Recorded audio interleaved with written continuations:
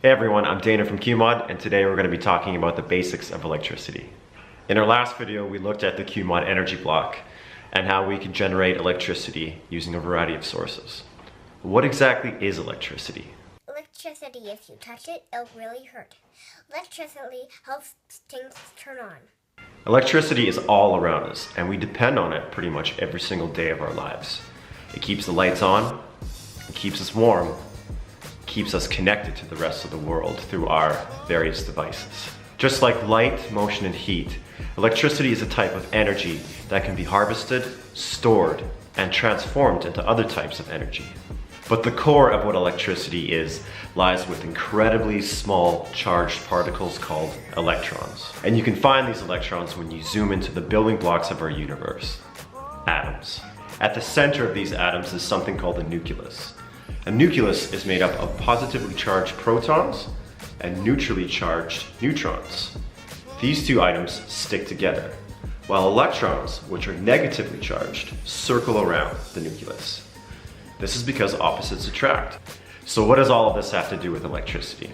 Well, sometimes you have atoms which are close enough together, electrons jump from one atom to the next, creating a flow of electrons, or better known as an electric current. Not all atoms make it easy for electrons to flow. The ones that do make it easy, we call these conductors. Now, current can be described as the amount of electrons flowing through a conductive material. For example, copper. We can find copper in most of our electrical circuits, inside of all of our devices. As long as there's enough electrons, we have current to power these devices. Now that we understand current as a flow of electrons, there are two factors that affect this: voltage and resistance. Now you can compare the flow of electrons to something more recognizable, like water flowing through the hose. Like electrons, the amount of water flowing through the hose is considered current. Depending on how conductive the material is, this will affect the flow of current.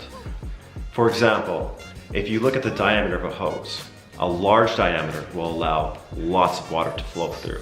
A smaller diameter will allow less water to flow through. Now we call this resistance. Lastly, the flow of electrons is affected by a force that pushes it through the conductive material. We can compare this to the hose analogy again, where voltage is the pressure pushing the water through the hose. The result of these three factors, current, resistance, and voltage, is what we call electrical power, and can be measured in watts. These three factors are very important when considering electronics.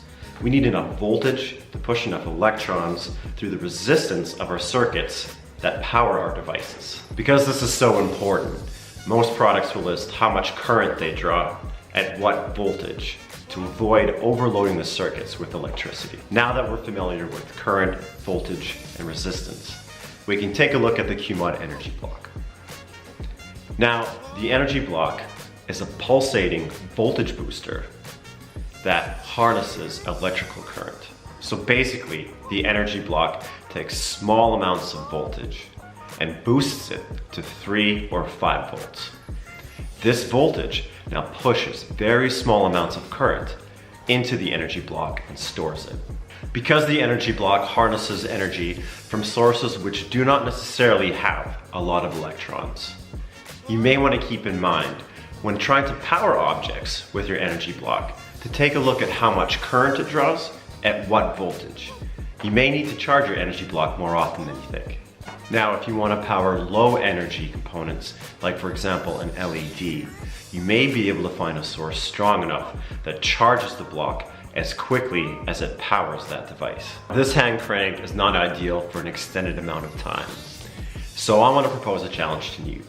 Can you find an energy source which is strong enough to keep the energy block powered and an LED illuminated for longer than an hour? So grab a camera, film your solutions, post your links to the comments below.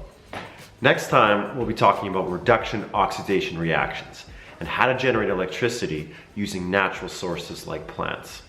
That's it for now. Happy holidays. Don't forget to check us out on social media, and don't forget to keep on innovating.